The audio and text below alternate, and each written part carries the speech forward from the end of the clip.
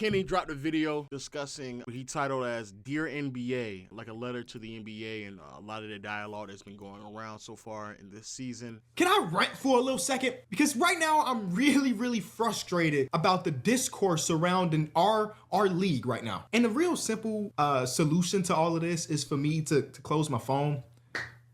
But that's just so much easier said than done. So there's been a lot of conversations around our league, especially since the All-Star break. And listen, I want to say this right here, right now. I love the NBA. I love basketball, but I really do love the NBA. But even as a lover of the NBA, a guy that fell in love with the league in 2003, has watched now 21, 22 seasons of the NBA, I understand it is very far from a perfect product. Damn you old Kenny. God damn you old, brother. Also, no disrespect to you, Kenny, but I ain't gonna have to listen to this because I'm a crackhead. The NBA games start too late compared to the scheduled time. There are too many stoppages to play. I can recognize the negative aspects of our lead. Hell, I just dropped a video about All-Star Weekend where I was telling you everything I hated about it. So I am not one of those people that think that everything is perfect. But there are certain conversations that happen about our league that I just truly do not understand. And I feel like people are just repeating the same rhetoric that they heard someone else say and like, yep, that's gotta be it. When the reality is, it's really not. And I think I'm definitely not taking no shots because these guys are absolute legends. Everybody that I may refer to in this video, absolute legends, done things that I would never be able to accomplish, way more successful and all of that. This is actually a little too fast. But I think a lot of this stems from some of the people we put on TV to talk about our sport, whether it be the Inside the NBA guys, or whether it be Draymond Green over all. Kenny finally catching on. I've been trying to tell y'all this for like the past couple of years now. A big part of the reason what's going on in the NBA is that the people who discuss the topic, or they are cancerous to the community. Straight cancerous. It feels like we just don't have a selection of on-camera media that says anything positive about the league. Again, this league is very far from not warranted criticism. Give the criticism, but it can't be the only thing that we talk about.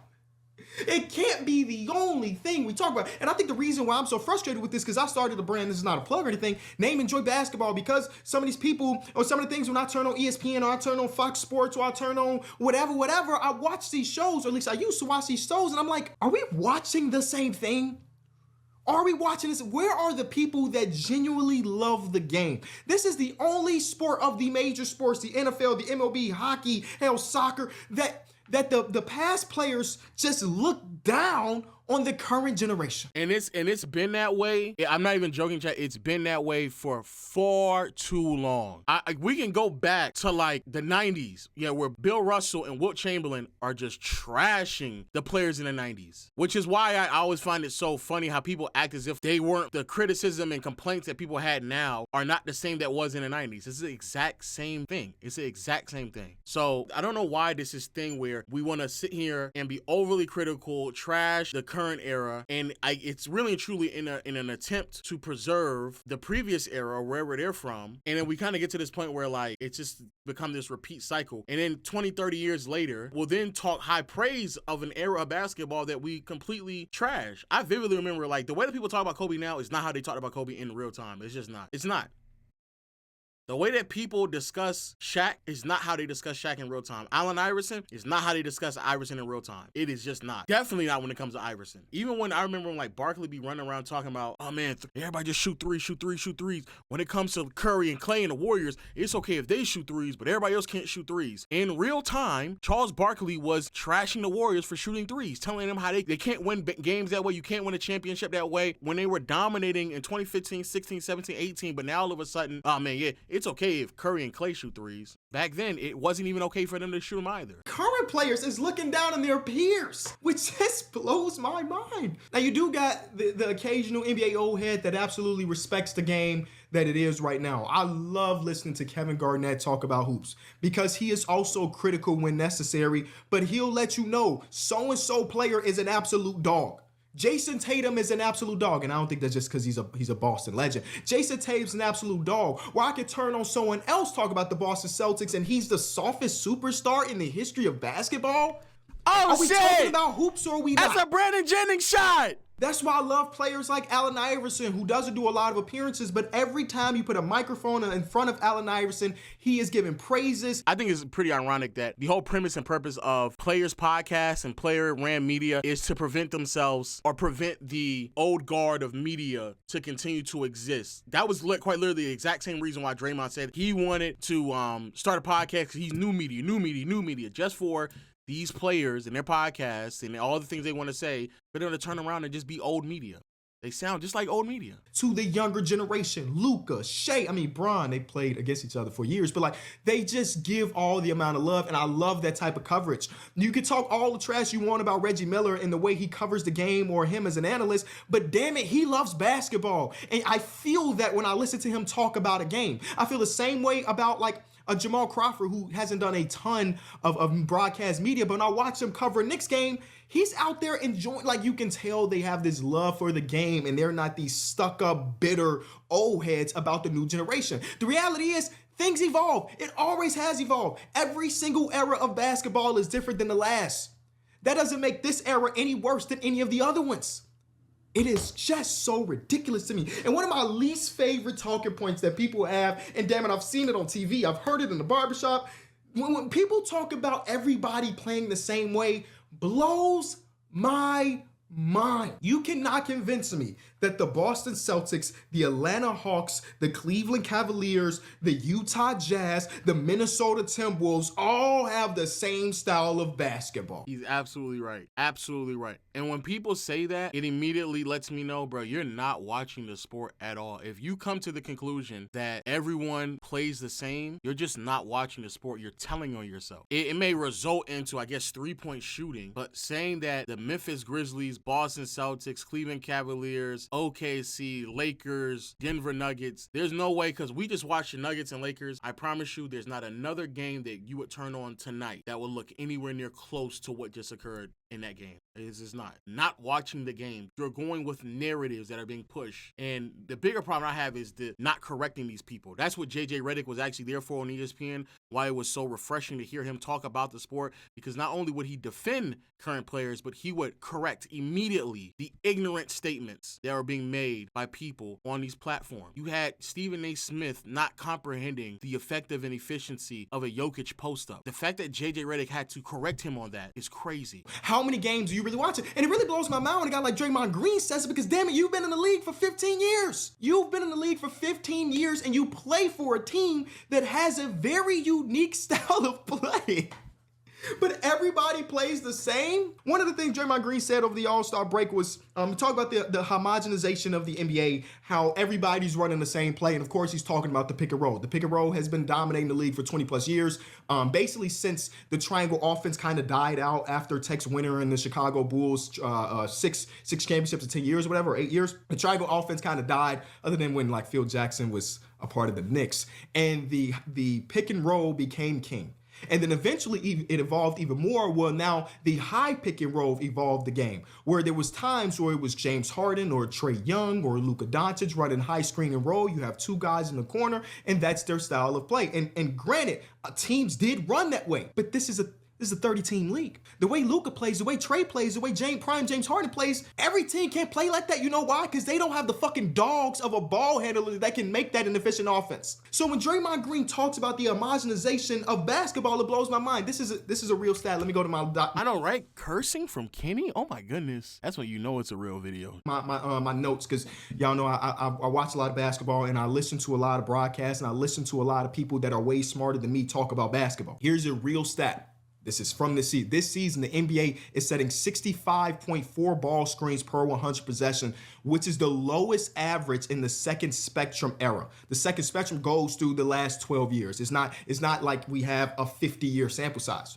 So if Draymond Green is talking about the homogenization of basketball, that everybody's running the same thing, then that's the case from 12 years ago, where everybody says the league was peak. It is the lowest that it has been in 12 years. And I feel that when I watch these games. That's crazy. That's a crazy stat. And what's even crazier is that I think why people feel like the game is played the same is because of just the end result being a 3-point shot. Because like we said, if you sit here and say that, bro, there's just no way, because everyone isn't running a whole bunch of of pick and rolls. Yeah, like I was just about to say that the Grizzlies quite literally don't run any pick and rolls. It's a lot of motion. It's a lot of off-ball movement. It's a lot of relocating. It's a lot of dribble penetration, relocating, and getting to where it needs to be. However, the irony of it is back in the 90s, every team was running the same thing over and over again. Majority of teams back then were just running post-ups. They literally changed the rules. They literally had an overwhelming set of rules changes because that's all that they were doing. They moved the three-point line closer to the basket because that's literally what all they were doing. They removed the illegal defense and allowed zone because that's all that they were doing. They put in a charging zone area. All they were doing was posting up. And people are going to sit here and watch me because I already know how YouTube works, especially when the old heads get a hold of this video.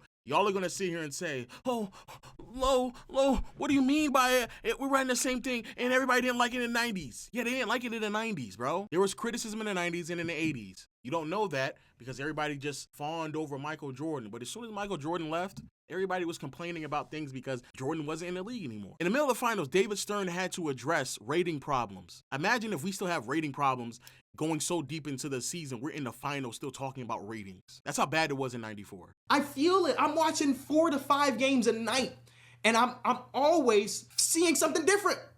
Yes, the three-point ball is king. That is something that I cannot deny, but the way those three-pointers are generated objectively is just different. Some teams is doing it off ball screen. Some teams are doing with dribble penetration kick out. Some teams are doing a dribble handoff. Some teams are running a high screen and roll, hoping that you drop and so Jason Tatum can shoot the three. This league is as diverse as it ever has been. And if you don't believe me, well, we can go to the numbers, baby. Here's an article written by my guy Mark Shayer, and it's a guy I think I referenced on this channel before. Our NBA teams playing the same. This is from the beginning of this season, November 21st, 2024. Now, here's one of the graphs: percentage of time in each play style, and this stems from 2004 to 2025. And what you will see is, yes, this season, and as we continue to evolve, spot up three-point shooting or spot up shooting in general is higher than it was in 2004, 2005. Transition offense, and that's the thing I want to talk about, is higher. But some things that were just not great watches is gone. That's the other thing. In the 90s, the complaint was there was too much post-ups. Then in the 2000s, it was way too much ISO. So then they would get the label of the dead ball era. That's another thing that people don't remember either. I don't know why people don't remember it. It literally just happened like 20 years ago. I be sitting here watching people discuss this shit as if there weren't complaints back then. I vividly remember in the early to mid 2000s, people were doing nothing but complaining about how much ISO it was. Everybody trying to be like Michael Jordan. It's a dead ball era. Everybody used to say the same thing. There's, actively speaking, significantly more handoffs now. That's another thing that they lied about. The shit that Jokic be doing is not anything new. They used to do that back in like the 60s and 70s with Kareem, Bill Russell, and Wilt when it came to like dribble handoffs with bigs. They decided to go away from that and just go straight to post-ups. So that's why the handoffs were just non-existent back then. I listen, Michael Olowokandi getting a post touch is something I don't want to see in 2024. Who's the NBA equivalent? Alex Len getting a post touch for the Lakers. Hey! No, I'm not about to defend this. I was about to say, don't be talking trash about my Laker legend, Alex Len. Nah, you can talk trash, but I don't care. That nigga not getting no PT. Is something that I'm happy is cut out of basketball. So with it being lower, I think that's good for the game. And one of the things that we need to recognize here is this transition, because this transition frequency being higher now than it was in 2014 and 2004 is one of the reasons why we do get so many spot up three-point shots. The game is faster and defenses have to react faster, which means that if I'm getting back on defense, it's impossible for to cover everything. You know what's so crazy? In the 80s, they also used to say that the game was too fast and there was no defense being played in the 80s. And because of that, I may give up an open three. That's the full thing. When you talk about teams playing the same, what is this? God damn, what is Kenny? This? This right here shows you the percentage of teams' possessions and how they generate their offense. So, for example, the Golden State Warriors are number one in points generated through a cut. When if you watch the Warriors with their split action and everything, you see that. You see the same thing with the Denver Nuggets because Nikola Jokic is a passing wizard and he gets so much attention. Atlanta Hawks, at the bottom of the list, you have teams like the 76ers or the Charlotte Hornets. You have teams like the Utah Jazz that because they don't have much individual on-ball creation, they get a lot of their points or a lot of their possessions and with within off screens, or you get handoffs in isolation, which makes sense if you watch the Boston Celtics. A lot of times it is Jason Tatum or Jaylen Brown cooking their man, getting past the first defender, crashing the defense and kicking out to a three-pointer or going up for a finish. These numbers, if you're watching these games, it make a lot of sense. If you watch, let me get this over here. If you watch the Memphis Grizzlies, you recognize that this is the fastest team in basketball. They are dramatically different. The other problem is that unfortunately all this information it doesn't exist in the 90s. People are just going off of their emotions and feelings. And one thing I do every single offseason, I've been very candid about this. When the offseason hits, I still want my NBA fix, right?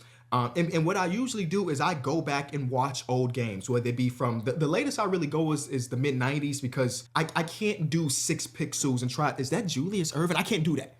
So I go mid 90s and I just watch random NBA games. And luckily for me, a lot of NBA games are just on YouTube, full stop. You can watch the full game. Hey, Kenny, let's calm down.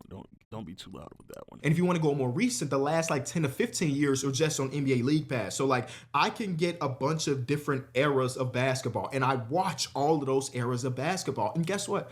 I enjoy them all. I'm not one of those people that's going to compare the way the 90s played to the 2000s, because I recognize the evolution is very important every single sport that we play. I'm not a huge football guy. I watch football. I care about the NFL, but I would definitely never create a YouTube channel about the NFL because I'm not that locked in. And I tend to like to at least know a little bit of what I'm talking about when I be making videos and stuff. But I recognize that the game has evolved so much since when I was a kid, where it felt like every single the running back was the most important player outside of the quarterback. Nowadays, you don't even draft running backs in the first couple rounds. They just get replacement guys, and just, unless you have like a Saquon or something, you just get replacement guys to do their thing. The game has evolved in, and I'll never see an old-timey player. I'll never see Peyton Manning be like, back in my day, because they recognize that the game is always going to evolve. And I think that nostalgia is one of the most dangerous things when it comes to sports. And we talked about this as well. How many times have I had to debunk old heads telling y'all things that they thought they saw back in the day? For example, that Scottie Pippen was a primary defender on Magic Johnson in 1991 finals, which isn't true. If you go back and rewatch it, and what's crazy is they'll tell us to go back and rewatch it, and then I'll go back and rewatch it, and I'll come back and tell them what actually occurred. And so they get nostalgic based, and oh my God,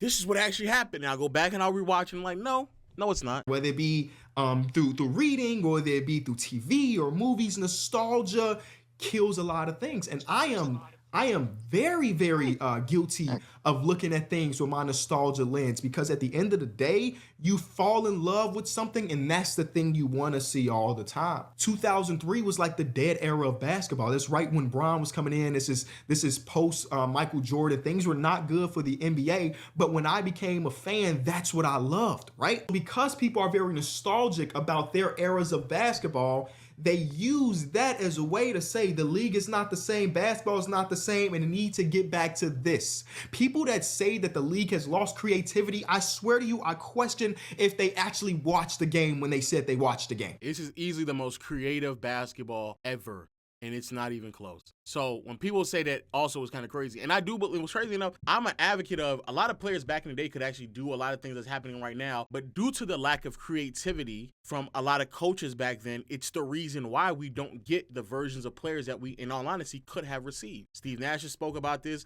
The lack of creativeness from a point guard perspective as a scorer really put a cap on a lot of these players. It's not because they couldn't do it. It's because of the coaching at that time. I've also said this as well. Coaching and rules are the two variables that dictate what actually occurs on the floor way more than anything else. Because you had players back then that could do the things that a lot of players do today. Lamar Odom could put the ball on the floor and create for himself. Chris Webber could put the ball on the floor and create for himself as a forward. 6'9", 6'10", 6'11 forwards could do that back then. Hedo Turkoglu was in the league for several years before we finally got to see who he actually was as a passer and playmaker with the Orlando Magic. But creativity, no. When people used to put players in a box based off of their position, it is without a doubt more creative now than it has ever been. It's Cleaning the Glasses is a site that I've used a ton in the last 5 years of me covering this sport. And the furthest they go back in history is 2003, 2004. You can look at the league average. This is offensive shooting efficiency, frequency. My goodness. In 2003, 2004, 31% of field goal attempts happened at the rim. Then you get the mid-range, where half of the shots attempted this season, almost 100,000 shots attempted was in the mid-range area, 18% from three. You got a team like the Minnesota Timberwolves, where 65% of the shots that they took in 2003, 2004 were mid-rangers. 40% of them being classified as long mid-rangers, right? And this is what always bothers me when people talk about these eras of basketball. If I go all I promise you, the only thing that's really changed is the long twos have just transformed into threes. That is it. People are getting upset that they take 2 or 3 steps back and create from behind the three-point line. That is literally the difference. 2003. And if I go to their roster and I say, hey, show me the frequency of each individual player, I could live with Latrell Sprewell, Kevin Garnett, Sam Cassell taking mid-range jump shots. Those are good NBA players. No way in hell you trying to convince me that the golden era of basketball is when Keith McLeod was taking 50% of his shots from long two. Cut it out, man.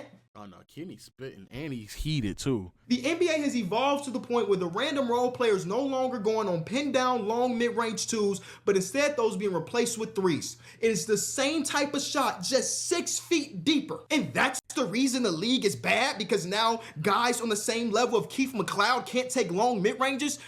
That blows my mind. That's literally what I just said. It's literally the exact same thing. They just move niggas back. That's all they did. It's literally the exact same thing. It's literally the exact same thing, bro. I promise you. It's the same thing. Same premise.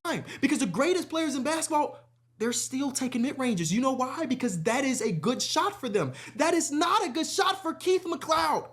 That is not a good shot from player number 8 on your favorite team. It just isn't. So the NBA has evolved to the point where that is not a shot that teams want to take anymore. Do we want to see the shot go in or not? As NBA fans, do you want to see the ball go into the basket or not? Because if you want to revert back to this, efficient offenses will not exist. They just won't. The NBA has lost its juice and everybody plays the same. Cut it out, man. It bothers me, right?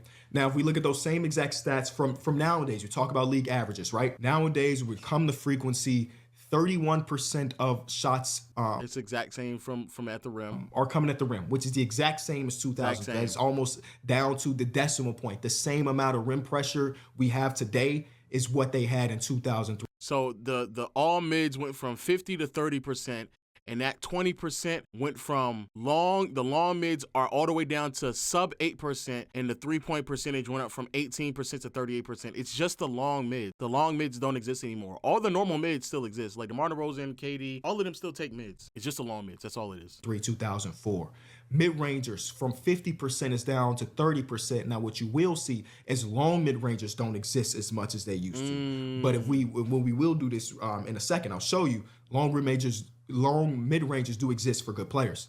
Now they're being replaced with short mid-ranges, which is the floater area. This is where Jaren Jackson Jr., Jalen Brunson, some of the great players we have in basketball, that floater area is their bread and butter. And now we take 39%, rounding up a little bit, 39% of our shots from three. So here are the numbers on those long mid-ranges: DeMar DeRozan, Joel Embiid, Chris Middleton, Jamal Murray, Dennis Schroeder, Paolo Banchero, Brandon Ingram, Paul George. But Seth Curry, KD, Chris Paul. Yeah, like these are the players, Kawhi Leonard. Those are the players that's supposed to be taking these shots. They still take them. The average role player took hella mid-range jump shots. Defenses are not going to feel as intense as what you remember. So yes, the defense was more intense because the offense wasn't as, I don't know the word I'm looking for, advanced. The offenses just weren't as advanced, and so the defense, they were okay with just being this way. One thing you're going to recognize from this era is that some of the bad defenders across basketball very rarely got picked on in the same way that we see it today. I just watched the game, the Charlotte Hornets versus the Lakers, where LaMelo Ball, Miles Bridges, Nick Smith Jr. were going at Luka head. Wait, did y'all see that? And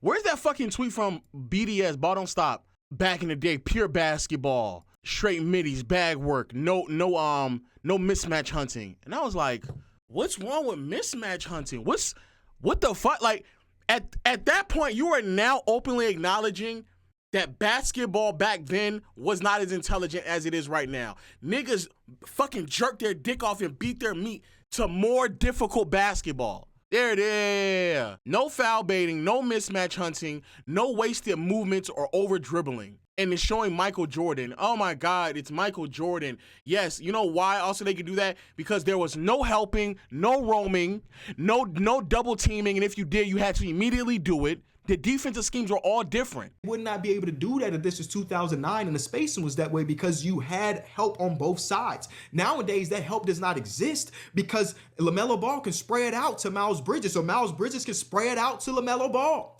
And you would just say, hey, we think that our back-end defense, whether it be Alex Len or whether it be God damn, this is the second time you brought up Alex Len, Kenny. What the fuck? Jackson Hayes will be a This nigga, okay, you slick. Okay, all right. Nigga, why you ain't bring up Big Vooch, nigga? How about, nigga, why you ain't bring up Vooch? Huh? But damn it, y'all be acting like this is the worst thing imaginable when I feel like this is the most diverse level of talent we've ever seen. The highest level of talent we've ever seen. And just the best hoops, man. That what he's saying now is why it's always going to be hard to convince and commit a different mind state, because it's not that it's just different, it's better. And people don't want to acknowledge that it's better. People get sensitive about that when you say it's better. In their mind, they are always going to believe the time in which they grew up in is better than now. And I don't know why, but basketball is the only sport that fantasize over these hypothetical basketball games that will never exist. If you do not care about basketball and this is your first time watching, or you're an average NBA fan, and the person before the game starts is telling you how much this game coming up is gonna suck, then most of the time you're probably gonna follow that opinion as well. People are just starting games with a negative vision of what the NBA is because that's what they have been told over and over again. And it's one of the reasons why I'm happy that there are other people with NBA rights this season. I'm curious to see what NBC's coverage looks like. I'm curious to see what Amazon's coverage looks like and the people that they bring on. I saw Amazon had Blake Griffin and Dirk as of today. That feels dope as hell. I can't imagine what type of stuff they're going to really cook up. And it could potentially change the way people interpret our league. Far from perfect, but I love the NBA. And I've yet to see or hear a valid opinion about why our league sucks. Shout out to Kenny. Y'all already know I agree with basically everything he said. I've been saying that for years. That's not anything new. I want everybody to listen to what is being talked about. This is the 1994 Finals, Game 7. Halftime in Houston, Game 7. Rockets lead the Knicks by 2, 45-43. Joined live now by NBA Commissioner David Stern. David, taking nothing away from the excitement throughout this series and the feeling in this building and the great determination and the achievements of these two teams, the ratings for the finals are down. And many people feel that if this style of play becomes dominant in the NBA, the league will lose some of the elements that led to its popularity. Do you share that concern? No, I think there's an ebb and flow, Bob. A decade ago, people were saying that we had to change the rules because there was too much scoring, no one played defense. Oh, no, not in the 80s. Too much scoring and nobody don't play defense. We should have the zone come in. Now there's just a lot of defense being played. We will be looking into maybe tightening up some of the calls, but Charles Oakley doesn't have to apologize for not being Michael Jordan. He's out there hustling and he's an all-star, and that's a lovely kind of play in its own way, watching players hustle the way these two teams are. Recently, I've heard both Pat Riley and Chuck Daly say that unless there are rules changes, and they didn't say this critically, they just said it as an expert's observation, unless there are rules changes, this will be closer to the style of play throughout the league the next few years than in the last decade that was, of course, dominated by Jordan, Johnson, and Bird. I think you could expect us to look at not rules changes, but possibly tightening up the calls a bit in the looking at it over the summer, perhaps a little bit more movement, letting players get a little freer than this very tough defense that's being played allows them to. But we're, our ratings are only down domestically. There are 117 countries that are getting this finals. These are the most. Who that sound like right there? Who that sound like? Sound just like Adam Silver to me. Our ratings are only down on the TV. Our ratings are fine across social media overseas. Adam Silver is saying the same shit that David Stern used to say. He's saying the same thing. That's all it is, bro. I promise you, it's nothing but nostalgia. People that have ever watched an NBA Finals in our history. Moving in the three-point line, maybe not as close as college rules, but is that possible? Yes, when we play at the McDonald's Open, we have a diplomatically negotiated three-point line in Europe.